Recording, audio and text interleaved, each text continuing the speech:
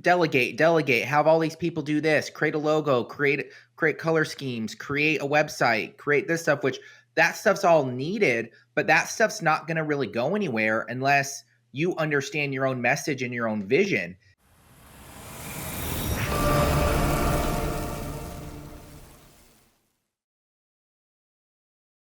We are back with my man, Zach Colman. He's a brand strategist, actually one of the thought leaders in this space when it comes to branding, design, advertisement, marketing, but also, as you know, he is a TEDx speaker, and we're so grateful to have him. Zach, welcome to the show.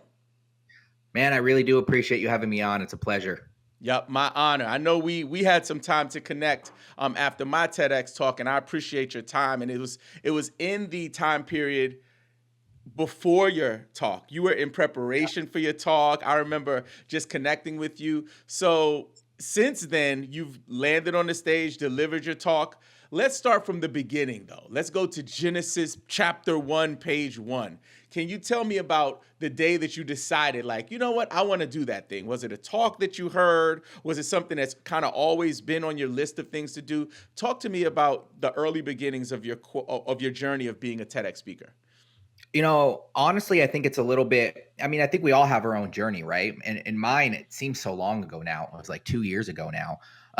It wasn't necessarily me seeing other talks, which I've seen plenty of talks before. It never really crossed my mind during that point. But out of nowhere, I was just in contact with someone. I was working with someone, and it just dawned on me, you know, with where I was at in my business and where I was trying to get to, that something was missing, and I couldn't quite like figure out what it was. And I think an aha moment. Well, you could say that you think a certain agenda is what you're trying to do, but then once you start going into the journey of TEDx, you start like preparing, you kind of realize what your real agenda is. And I think that when I first decided I want to do a TEDx, it was, hey, I thought that I wanted to find another way for me to be seen or heard. That's what I thought that I wanted. In reality, as I dug deeper into myself and I was going through the process, I realized I really just wanted to become a better leader. I wanted to start leading a team. My vision was I wanted to do better at leading my team and being able to communicate with my audience and my internal teammates.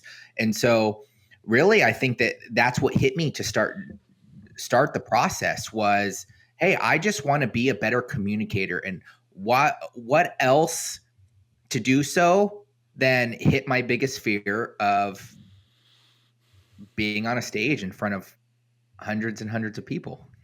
That's good. That's good.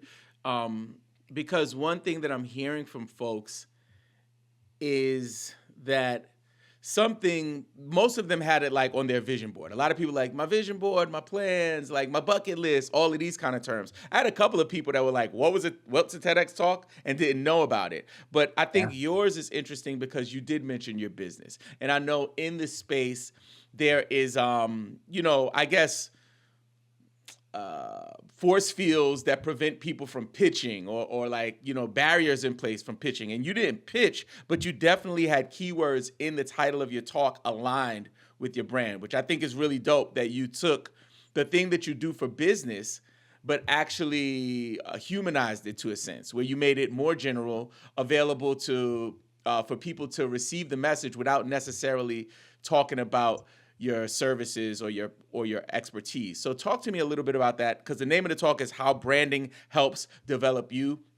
Talk to me about that fine line and how you actually executed it very well in terms of creating a message that was aligned with your profession, but also was general enough where people could receive the message. Yeah, well, if you wanted to go back a little bit on my whole journey, I got my bachelor's in visual communications, and so I was very prone into the visual side of, you like you said, design and the development side, the tangible elements that, funny enough, I think so many people just assume branding is that I was growing my brand. I kind of had to take a step backwards because I'm a good delegator. I was in the corporate world for, 10 10 plus years before I went out on my own. And I just got so used to delegating that I never took time to realize that my own authentic voice and my own message was so powerful. And so I actually went through the journey. As I was going through the journey of the TEDx experience, I actually learned myself how to build a personal how to build my brand personally, and how I had to take a step back to be able to do that. So many people just assume that, hey, like, just or delegate, have all these people do this, create a logo, create color schemes, create a website, create this stuff, which that stuff's all needed, but that stuff's not going to really go anywhere unless you understand your own message and your own vision. And so I started to see this correlation. Between personal development and the mentality of people, and how the CEOs and the marketing directors, and the leadership roles are really the brand. They're what they do and how they do it are going to be what move the company forward. They're going to be the essence of how a company evolves, with everything that they do. And so as I was going through my journey, that's kind of what I started to see, is that personal branding and that personal development side, and how important it was, and how, it dawned on me. I'm like, this is branding. This is branding in a nutshell. Like, it's just from a personal level, and finding your true authentic self, so that you can start taking that true authenticity and start replicating it amongst team, clients, whatever you're doing. And so throughout my whole process, you know, I had to be like, well, if I'm going to get up on this stage and speak my message, the best way I can, the most authentic way I can, I have to live through what I'm doing. Mm-hmm. I have to live through what I'm doing. And so through that, whole process is how I came up with my three basic branding principles of, connection, confidence, and contribution. And I think that, you know, um, all of them have a sense of the tangible side of things, but it's that intangible that I think people tend to kind of miss, and need to realize that, hey, this is branding. And I think that that's what got me to start to develop my message, so that it just, it's difficult, right? They say, hey, you're not allowed to go up on stage and pitch, and that's not what I was trying to do. So I had to do my best to be like, hey, how can I help these people the best way I can, so that they can take away some actionable items, because I am living it every day. I am a business owner. This is what I do, right? Yep. So um, I had to be able to find a much more personal way to showcase these branding principles, and get people to kind of see that it's the experiences and the journey that, and the learning, that help define, where your brand's going to go. Love that. Love that. So let's just, before we go deeper into the TEDx process, I want to stay here on branding for a second. So Hmm. many of the folks who listen to the show, people who are on the mailing list for the show, they're speakers, aspiring speakers, established speakers, and many of them struggle with the concept that as a speaker, I'm also a brand, right? So maybe take a second to apply these three principles that you shared, and kind of weave it into a new speaker's formula of what they're trying to present as they go through their journey. I'm a new speaker. How can I use these principles to apply it to my developing brand? Yeah, definitely. Well, first off, I would say probably the one that burns us out the most, I would say, is the branding principle of connection. And so if you're a new speaker, um, you kind of have to tend to understand that your values, and what you live by, are what are going to motivate you for the people that you connect with, the people that you work with, the people that your audience is. You always hear that big trope out there that, it's always about money, right? They always say, hey, the more money you make, you work with those types of people. And it's like, no, really, it's you value very similar things to the values of those types of people, right? So I would say a good step for a beginner speaker is just really sit down and really define your personal values. What are your personal values? What do you value in life? And how do you take those personal values and, I'm not going to say systematize them, but utilize them to build your vision and build what you want out of your, speaker career? Are you going to have services? Are you going to create a SaaS product? Like, what is your overall goal as a speaker, and a potential CEO of your company as you continue to grow what you're doing as a speaker? And if you're just going to be a speaker, that's okay too. There's plenty of different directions you can go, but they're all going to be kind of determined by your values and the people that you connect with. And so I use connection on a daily basis. Like, I do these podcasts. Like, this is something of mine. I have an internal podcast as well, and connection for me brings me alive. Especially being in a field that is this very heavily remote and digital. Like, I'm like, hey, I need my sense of connection. And so I make sure that I'm on the daily trying to connect with people and have conversations with people um, that have similar troubles, similar promise, similar vision that I do.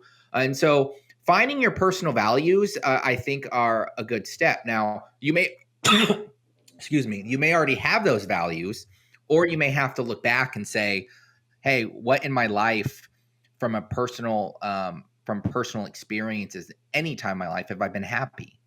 Like, what are times that I've been really just me, my prime, who I am, and find out what in those scenarios really drove you to be happy.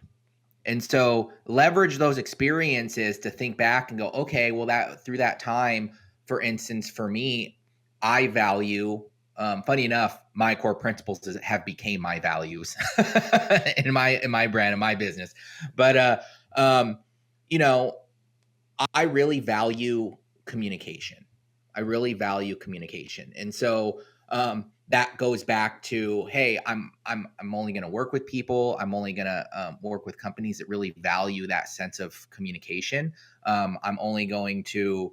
I'm going to make sure that I'm having conversations on the daily with my family and with my kids. If it's from a personal that I'm communicating to them, I'm making sure that we're having solid communication, because to me, communication is such a core value of mine personally. And then number two, I would say, is confidence. I think it's very easy for all of us, entrepreneur or not, leadership role, moving higher up, wherever you're trying to go, is we build a sense of ego around what we do. And there's a lot to unpack there for all of us. I mean, we're all allowed to have a little bit of ego in us. It helps push us. But I try to refrain people from realizing that, having some ego is only going to hold you back, because it's going to stop you from innovation and growth as a person. And so for me, it's all about confidence. It's all about, hey, like, be okay with failing, be okay with learning, be okay with taking those failures and adapting them to reach a successful point. And so confidence is really all about that, being able to accept, learn, and grow from your past failures, knowing that you're taking that 1% every day. And that confidence is going to show forth in, almost everything that you do. And, the way you talk, the way you present yourself, how authentic you are and talking about your own failures online or in person, and how vulnerable you are with those scenarios. And even down to, if you want to take it from a branding perspective and the principles of what we do from the visual communication side and developing certain things, like, I can tell pretty pretty fast when I look at a company or I'm dealing with customer service or I'm dealing with how confident they really are in the growth of their own brand just by the way they treat the other people around their organization, the way that they spread their message. Um, and so, yeah, I think that confidence is just something that we all can kind of look at and say, hey, how do I build more confidence in myself and allow that confidence to be something that you continue to grow on? Hmm. Great example for me is taking the TEDx journey, right? Looking at a fear of mine of, hey, I know if I'm going to take it to the next level, I need to start having better communication and speaking, and being more authoritative. And the only way I can do that is by facing it head on and knowing I'm going to have a lot of challenges. You look at my YouTube channel from 2.5 years ago, and you can like, I look at it and I'm like, oh man, you can just tell I'm reading from script after script after script after script, just trying to do the hustle culture. And I'm like, that didn't work. I wasn't authentic. I wasn't myself, you know? But that was also a learning experience for me to build confidence to get better. And so, be able to allow yourself to continue to practice, learn, and grow. Another great example is these podcasts. You know, if you're taking a TEDx journey, if you're going on a TEDx journey or you're going on the speaking route and you're just starting out speaking, take your message and continue to try to enhance it, grow off it, learn what you say from podcasts, and get on podcasts to use it as a testing ground, so you can get used to being face to face from a smaller aspect. And so, confidence is the second branding principle, and it can be kind of seen in almost everything you do. And I think lastly is my contribution pillar. From a branding perspective, I like to emphasize it a little bit differently than most people think. Most people look at contribution and they think, oh, okay, I'm just going to go out and I'm going to donate money to this charity, or I'm going to contribute my time to help a local organization, which is all great. I say everyone do that, but it's more of the contribution on understanding who you are contributing to in the world. Who is your real ideal audience that inspires you, that you know that you can help the most, and how can you help them?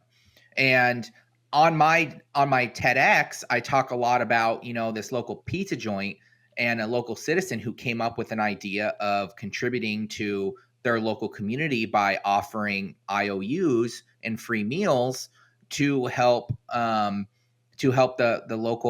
local community. So they were contributing. Yes, they were giving meals away for free, but they used the community of the people around them to help emphasize this, not just as a brand, but as a local community. And so being able to find ways that you can contribute and looking at it less so as, hey, this is just, I'm just trying to make money. I'm just trying to make money, which money is important. It always will be. But looking at it more as an energy on how can I really help someone the most effective way I can? What is it? And in branding, that is your audience. So being able to sit down and look at your values and look at your vision and then really decide to say, hey, who is that? Who is that audience? Who do I feel like I can help the most? Who's going to give me the most passion? Who am I going to be able to look at and say, hey, I'm glad I was able to make a difference with these people in my life? And focus on allowing them to be your overall audience that you can make your contribution towards. Yep. I think one thing that you said that really stood out to me was when you were talking about confidence, about having confidence in all you do, but having confidence in failure. I think that's really huge, especially, I think about my own journey and as a professional, right?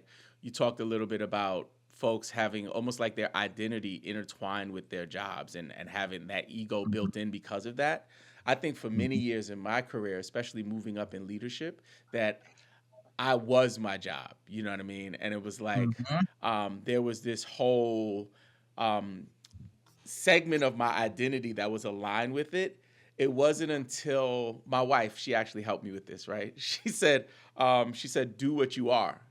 as opposed to like doing a job. She just be you and take that wherever you go. So the job can change, but you won't change. The business model for my business might change, but I'm still me. And I think that's something I give her credit for that, because I hit a switch, and it happened around 2000, the pandemic. Leaving my job that I was at for 10 years. I started from the bottom and moved up, second in command at one of the biggest nonprofits in the country. And I felt like my identity was stripped from me, Zach. I was like, who am I now? And it took me that year or two to kind of understand what it's like to be a free agent and have options, but also to understand that I'm more than my job. So I love that you mentioned that. So folks will definitely want to know what your application process is, because that's kind of one of our traditions here. Understanding, like, because people have different stories. We've had folks on the show who were tapped, like, hey, we want you to come do this talk. And we've had people Mhm. who've applied, got accepted to a talk in London and flew to London to do their first talk. So talk to me about your application process. Well, yeah. First off, I'm gonna be very authentic here and vulnerable, because my TEDx experience wasn't probably the smoothest there could have possibly been. Um, I had a lot of hurdles I had to go through personally, because remember, I wasn't really a speaker before I started the process. I didn't have any talks under my belt. I was a true definition of, I'm going through this journey and I'm learning this journey as I go, and learning how to do it right. And so when I think that when I first started the process and the application process, I I think I hit probably about 100 different applications that I went through to do this, and and I fumbled. I It was weird. When I was in the corporate world, I was great at interviews, right? But for some reason, when I was starting to go into these interviews for the TEDx experience, as you can see that throughout my confidence pillar, I was still learning, I was growing, and I was pushing forward. And so I think I jumped on about 3 or 4 interview process. So, I created my demo reel, and I continue to improve my demo reel of the organizations that fit, the locations that really fit, places in my life that I have been or that I have family at. And then we just had to make sure it matched their theme, right? And so, how branding helps develop you was an evolving process that took me, I think, around a year and 2 months before I finally got my TEDx. Um, there was one point where I was submitting applications. I had 2 or 3 interviews at once. I'd make it to the second round. I mean, there was a couple times when I even had an organization tell me, "Oh, we can't tell you you got it, but you, be happy." And then a day later, I'd get like a "you didn't qualify" email, and I'm like, "Dude, they just told me that I got it." So um, it's just a perseverance type thing. If you're doing it for the first time and it's something you really want to do, you could get it, month one, you could get it month two. If you've never been in the experience before, I look at it a lot like, you know, finding a job that you're really passionate about, going through an interview process, but they're all different. All of the processes, each place you go to is going to be a little bit different when you do your pitch. So, you have to be okay with kind of going with it and just allowing whatever they want to be what they want, and enjoy it. And through that whole process, I was continuing to evolve my speech. I was continuing to improve it. And I actually got to the point where I was like, you know what, I'm getting ready to um, shift my whole speech, do a whole different speech. And I actually did. I started creating a new draft, started creating a new title, and getting ready to push that out there. And I got about round 2 of my second version, and then my first one got picked. So it was a process of like looking at it in the energy. Now I'm like, oh, I'll be able to use that second one for my next one, and it will come faster because now I've been through the process and I've learned from it. And I think it was an energy. And I like how at the beginning of this you said how we first met. I actually went and saw your TEDx in Atlanta. Like I went there and um I got selected, I think 3 days after that. 3 days after that. So and it definitely helped push me. Now that process took forever, but I had 2 months now before my I was going to go on stage. So once I was selected, they approved my speech. We went through the process. Here's the thing, because I had so much preparation beforehand, the 2 months beforehand was a breeze. I was pretty much done with my speech. Now it was just going through and improving, and for me personally, just going through the process. I mean, I bought a rug. I practice on the rug. I made sure I practiced my speech every day, at least 2 or 3 times, until I got to that point where I felt very comfortable. And about a month to the date, I was like, I'm pretty much good here. Like I had it memorized. I was able to start practicing my tone and all the other stuff that comes with doing the TEDx naturally, and having it speak a little bit more better. And you know, then I got there. I flew out there. I flew out to mine was in California. I flew out there by myself. My family was here. My young 3 kids and my wife stayed here. But then I had my wife and my oldest fly out because he was my motivation on that stage, and so I wanted my family to be there. And they were there. And I'll say this: no preparation is going to prepare you until you get on that stage. So I made sure that I practiced on that stage for what I can when it was open. I think I got like 5 or 6, which is a lot. I probably got pretty lucky. I was the only one doing it, but I was up there practicing it with the lights and the environment, making sure the environment's really big for me. And then, yeah, I think that was my overall process. Very nice, very nice. I'll share something. You talked about the lights and being on the stage. So about a week before my talk, my daughter had a dance recital. The dance recital happened to be in the same venue that I was going to speak at in a week. So Zach, when I walk in the joint, I'm like taking the energy in, like I'm walking down the aisles. We're sitting probably in the third row. So what do? I go out to the front of the of the right in front of the stage. Mind you, no, my family is not sitting there, right? And my wife is like, what are you doing? And I stand in the front, Zach, and I just stand there and I soak it in before I even came to dress rehearsal. One could say that you could be embarrassed or whatever, but for me, I was so locked in that I just needed to take that minute for myself. So I can relate to that. Like before you get on stage, anything you can do, whether it's buying a circular red rug, creating some kind of space that will give you that feel, I think it will help you out. Yeah, I think environment is a huge situation.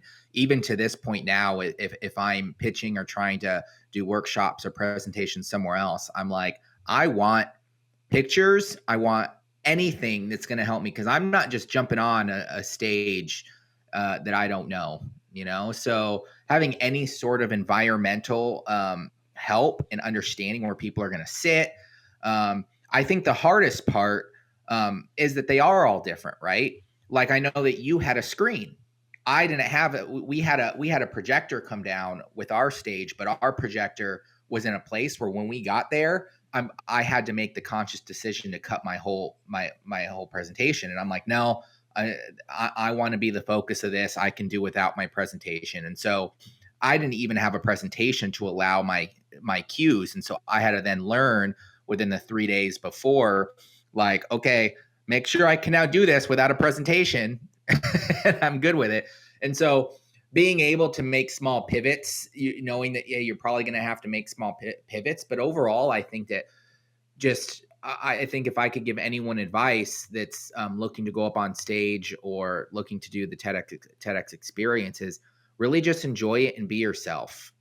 You know, because my experience took so long, I got to the point where I was putting a lot of pressure on myself. I had 2 years of thinking about this thing, and so I was I was up there like, oh, here it is, and nothing's gonna stop you in your tracks more, no matter how much preparations you do. Nothing's gonna stop you in your tracks more than yourself, Mm, and being up there and being like, well, here it is, so just having fun with it, learning the experience definitely helps, and just giving like allowing yourself to know that that's part of building confidence. I love that. I want to make sure we get to this before we finish up. Talk to me about your transformation now. So, has there been a major transformation since you walked off of the stage? Is there any difference in your personal life, your professional life as a leader? Talk to me about that change. What has life been for you after TEDx? Honestly, I think the experience itself, of TEDx and the journey on getting there was more powerful than being on stage. I think that the experience of learning, um, my own going through my own TEDx experience itself allowed me to live it. And so now when I watch my TEDx, or I promote it out there, to other people, it's me being able to show them leading by example, right? And I think that that's the biggest thing there is I am now able to tell my team, like, hey, I led by example, I did a TEDx. I can tell my prospects and my clients, um, hey, before we even have a conversation, I love for you to watch my TEDx, because to me, that's, if they don't match those values, they don't match that same type of, determination in themselves and that perseverance, then it's going to be very hard for us to connect, and work together. And I don't like to work with people that are not nice. Mm. so, um, so, I think that the TEDx experience has helped in that aspect as well. But I would say overall, I would say it's the experience of the TEDx that I have seen the most impact from, allowing myself to continue to use those three pillars. Like I said, they're now my values. So, utilizing those values, to be able to, and implementing them into me personally on a day-to-day perspective, and the growth of my brand has probably been the most impactful. Very nice. Well, thank you so much for that, Zach. And we appreciate you coming on. Before we get out of here, I want to make sure I give you a little bit of time to just tell the people what you're talking about. I know you mentioned your podcast, so if you want to just plug that, we'll also have links to everything he talks about in the description or show notes of the episode. Floor is yours. Yeah, definitely. We do have our own podcast. It's called the Gym Break Cast. It's where we just go to and talk about our visionary type ideas that we all come up with during our normal daily, gym break. And I would also love if anyone wanted to watch my TEDx. I'll give you mine, and you can throw it in the show notes. And how branding can help develop you, and no matter where you're at in your journey, of growing yourself, growing your brand, growing your business, I think it's definitely help you, um, probably understand some things within yourself that can help move you forward. All right. Thank you so much, Zach. We'll see you soon. Thank you.